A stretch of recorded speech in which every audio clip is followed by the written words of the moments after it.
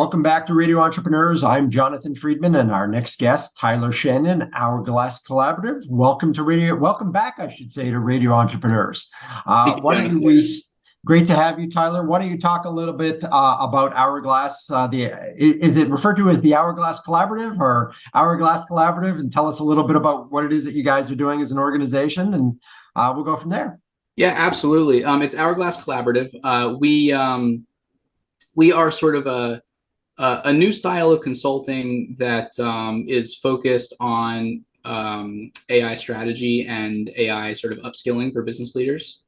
We are a group of sort of innovation and digital transformation experts.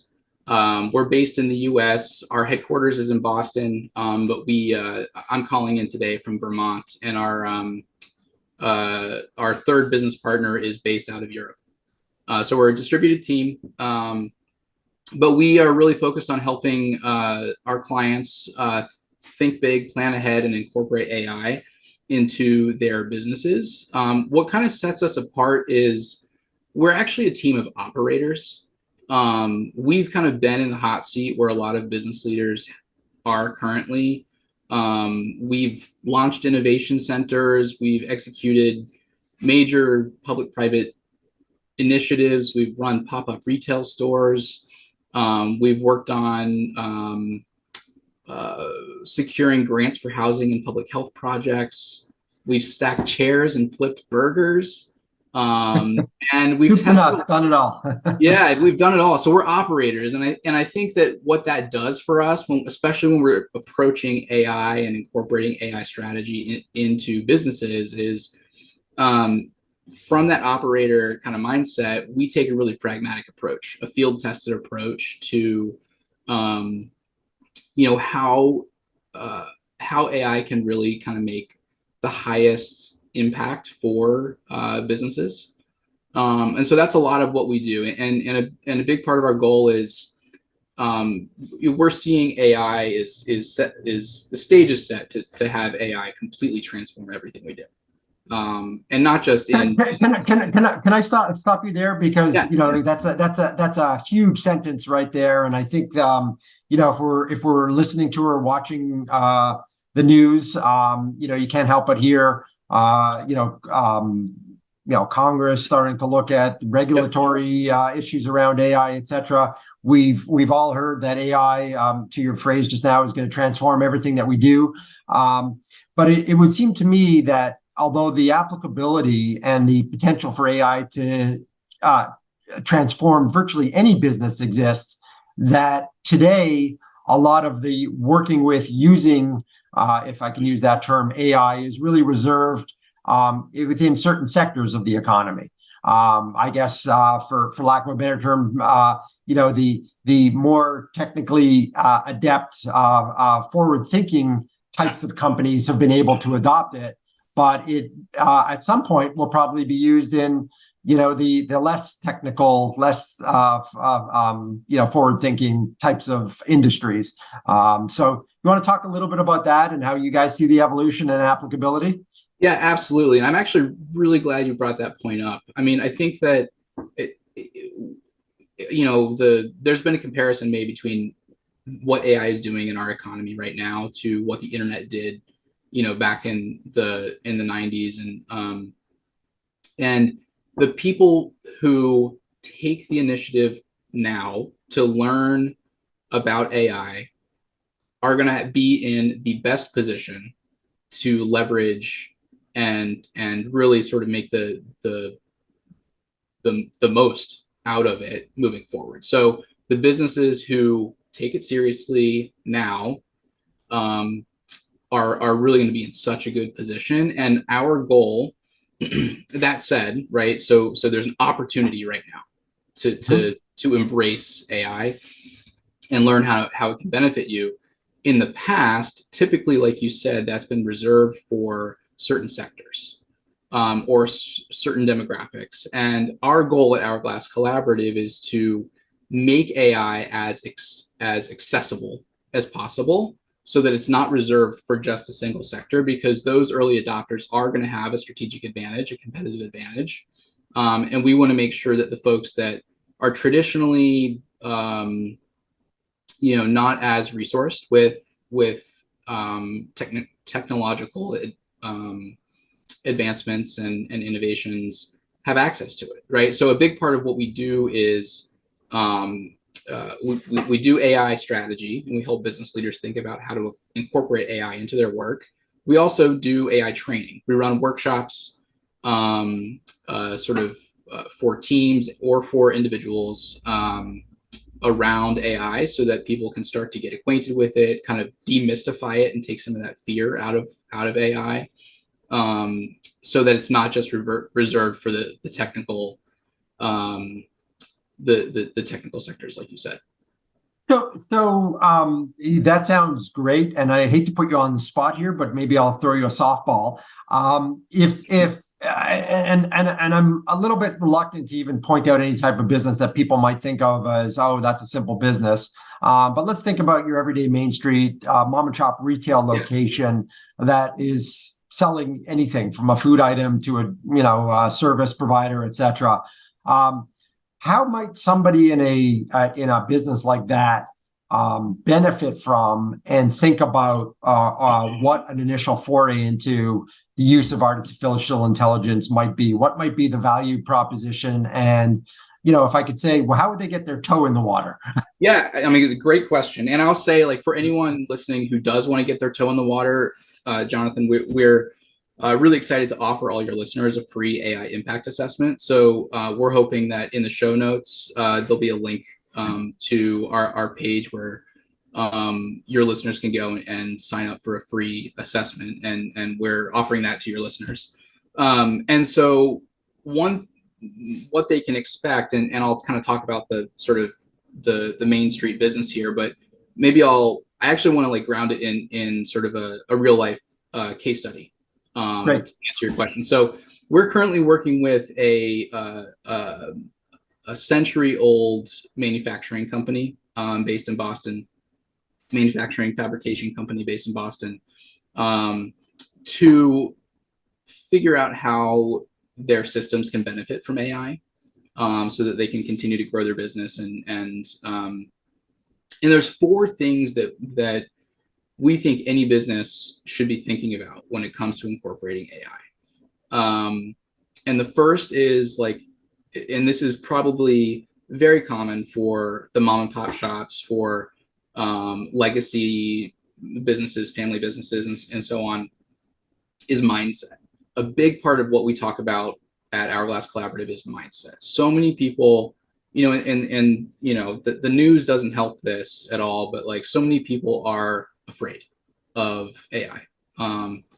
And there's certainly a lot of considerations that need to be taken to make sure we're using AI responsibly. But if you can go into this sort of next era of digital transformation with a mindset of curiosity and really embrace, because AI is here, right? It's here. It's not going away. So those that can develop that mindset, that growth mindset around this new technology, are going to be so much better positioned. So I would say to the Main Street businesses, the mom and pop businesses, work on mindset, work on recognizing that, AI is a tool just like any other tool in your toolkit that you can use to make your business grow and thrive. So that's the first thing, mindset. The second thing that we commonly advise folks to think about is really, in order to leverage AI to the best of its potential, you really need to know your business. And what I mean by that is you need to know and get really clear about what's working and what's not. What are you really good at, and what are you not so great at? What do you really like doing, and what do you hate doing? Because as the more you can dig into those things, it's going to surface opportunities where AI can really make an impact, and that's going to be different for every business, right? What a great pitch! I think where you're going with that is figure out what you hate doing, and AI can do it for you. Honestly, we at Hourglass Collaborative use AI every day in our work. We're a team of three, and AI has allowed us to kind of operate like a team of 15. It's just amazing. And the more that you can identify those sort of friction points in your business, the better positioned you're going to be to say, okay, let me match this friction point with this AI tool, right? So, and I also like to say, like, AI isn't, I'm using AI sort of generally here, but there's a whole marketplace of AI tools out there, and they all do different things, right? So not every AI solution for, let's say, business A is going to make sense for business B. And so the more you are really locked into the strengths and weaknesses of your business, the better you're going to be able to evaluate the tools that are out there, because there's so many and they're always changing. They're changing so fast, especially right now. So know your business, right? And that's going to give you an advantage in understanding how to use the tools that are out there. And I'll kind of bring us back to something I said earlier. Another big part of this is training your team, training yourself and training your team on how to use these tools, because, especially for businesses that are, that have, a team of 5 or 10, chances of someone on your team using AI in some way or another, whether it's for your business or in their personal life, is probably pretty high. But what you want to do is have everyone with sort of like a common baseline understanding of what the tools are and what those tools mean for the business, for your business in particular. And training your team to understand that baseline of AI is going to be critical. It's going to allow you to operate much more efficiently. So training is really, really important. We offer training. We do workshops, team workshops, so that everyone can have that common understanding. And we often root those workshops in, we'll commonly administer like a survey beforehand, so that we can get a sense going into it, the level of knowledge and spread of knowledge of to establish a common baseline. Exactly. And that gives us the opportunity in the workshops to really cater the training to the level of knowledge. And then, the final thing I'll say about the way we think about incorporating AI for any business, but again, for mom and pops and Main Street businesses, is I think it's common for a lot of businesses to be like so stuck in the day-to-day of just operating the business, right? You're in and out of QuickBooks, you're managing a team, you're doing payroll, there's so many things that so many hats you have to wear as a business owner, that thinking strategically about, what's coming down the line is sometimes hard to do. But it's really important, especially now, to know that when you are trying to adopt AI into your systems, what does success look like? How are you going to know that what you're doing is actually making an impact on your business? And so establishing at the outset success measures, so you can sort of constantly be evaluating the different tools and how they're impacting your business. It's just going to make things much more successful as you go. And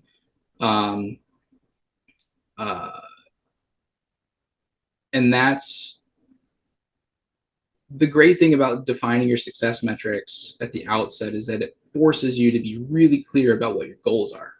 And if you can be really clear about your goals, then you're going to have a much better understanding and an easier time of incorporating AI into your work. So those are the 4 sort of things that we like to bring up with our clients when they're considering AI solutions. Excellent. Tyler, that's a great overview of what it is that you guys do. If people want to either partake in the free impact assessment and or I'll say and/or reach out to you guys and engage you or talk further about the service that you provide, what's the best way for them to reach you? Yeah, so the link that should be in the show notes is going to be grow.hourglasscollaborative.com/radio-entrepreneurs. We're also on LinkedIn at Hourglass Collaborative. You can find me on LinkedIn, Tyler Shannon. Those are probably the best locations to reach out to us at this point. Excellent. It's been a pleasure learning a little bit more and dropping the shoulders, not being so nervous about AI and what's coming. And it sounds like you guys really embrace that any business can benefit from AI. And I think it's a wonderful approach towards viewing. Let's not look at it with fear. Let's embrace it with an open mind and see how hopefully you can offload some of those things you don't like doing on a day-to-day basis in your business. Yeah, absolutely. And I'll say, Jonathan, just in closing, I do want to acknowledge that change is hard, right? And we're at a point in change of, the kinds of technologies and tools that we use. So acknowledging that change is hard, if you can acknowledge that and just kind of move through that, this is such a good opportunity to get ahead and stay ahead by embracing this now. So, I think it's really exciting, and I'm really lucky to be in my position to help other folks kind of embrace this. Excellent. Our guest has been Tyler Shannon, principal of Hourglass Collaborative. It's been a real pleasure having you on our Radio Entrepreneurs. Thank you, Jonathan. And we'll be right back with another segment on Radio Entrepreneurs.